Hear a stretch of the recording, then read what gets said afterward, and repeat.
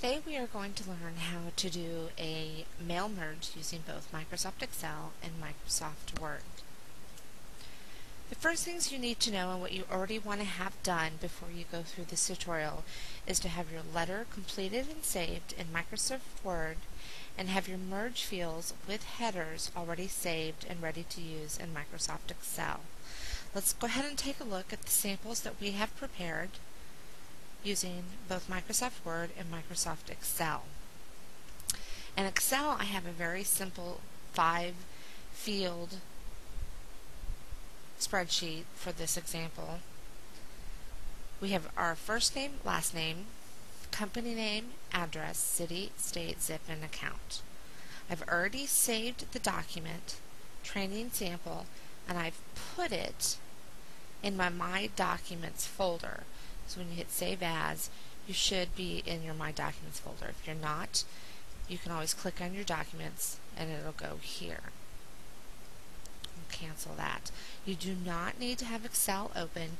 You just want to make sure that you are done with your fields and all the information that you want is in there.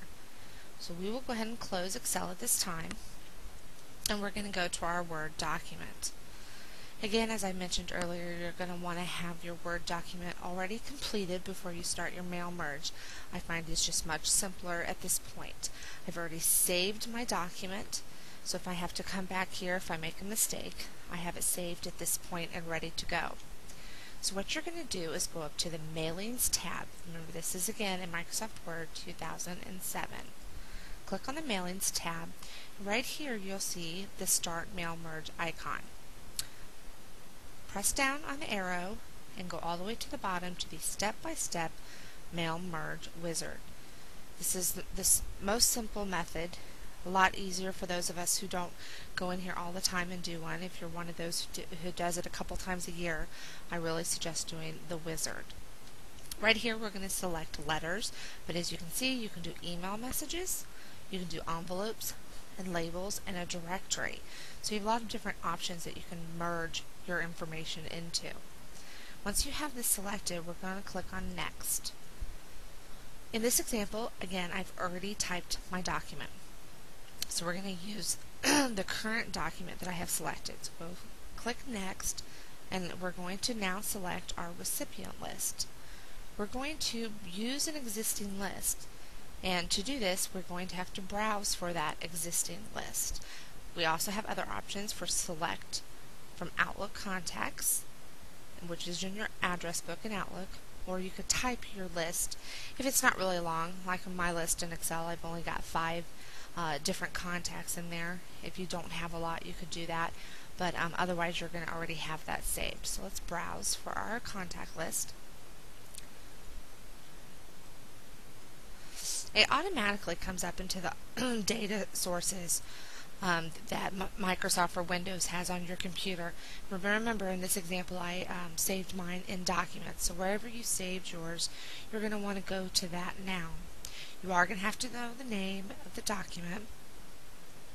And mine was named Training Sample. Just find it.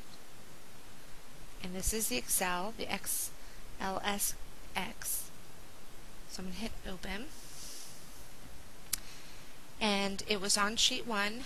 I didn't have anything on my other 3 sheets. Your default when you open a new Excel document worksheet, you have 3 sheets. So we're just going to select that one. And I'm going to make sure that this stays checkmarked because my first row of data did contain column headers. That was the first name, last name, company name. That way it will know that and use this as my merge fields. Here, say in this instance I decided that out of all of these people, Anna was not going to get a letter. I could simply uncheck her name and she would not be included in my mail merge. In this one I will go ahead and leave her checked, but this is something you can do to identify and go through your list and make sure only the people you want to receive your document do. So click OK. And now we're going to go to Next, write your letter at the bottom. Now this is where you're able to actually insert your merge fields. So right here I've already got the date. I'm going to return, and at the top you're going to see Insert Merge Field and the arrow button. I'm going to click on the arrow button. these are my headers that I had in my document. So right here, I'm going to want to have the company name first, and then you see how it points and does company name and puts my cursor there. I'm going to return. I'm going to go back up to insert merge field, first name, cursor again is after that. I'm going to space it because I want a space in between my first and last name. I'm going to do a hard return, come back up to my address, hard return, city, I want a comma after my city and a space, state, space, zip code. Now in here I'm going to also add a little bit regarding, and I want everyone to know it's regarding their account number with my company. Here I've also put dear, and I'm going to want to put their first name again. I already have a space, so I'm going to just put first name.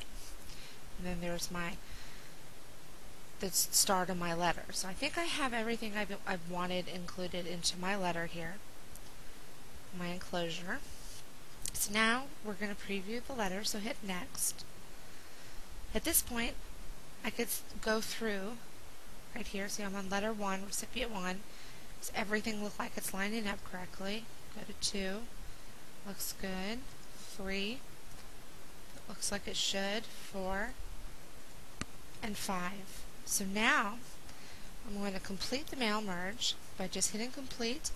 And I always choose edit individual letters. At this point you could just hit print and it would print out. But if you click edit individual letters, it's going to ask you all or select exactly which record. I'm going to hit all. And it's going to open up another document and it's going to have printed. As you can see, I'm on page 1. Here I'm going to go over to the side. Now on page 2 is the second letter. Page 3 is the third letter, the fourth letter, and the fifth letter. You can just go up really quick all the way and look down. There you go. And now you've completed your first mail merge.